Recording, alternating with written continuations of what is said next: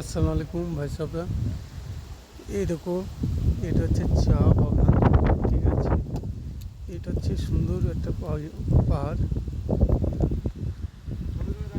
এই দেখো, আমরা সবাই মিলে ঘুরতে এসেছি। ঠিক আছে, এই দেখো,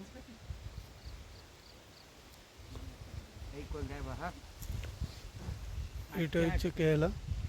আর যারা যারা যারা যারা এখনো দেখেননি, যে আমরা বাড়িতে বাড়িতে যেসব কফি খাই, কফি গাছটা আপনাকে দেখাচ্ছি। কফিটা কি থেকে তৈরি হয় দেখুন। এই যে ফলগুলো দেখছেন,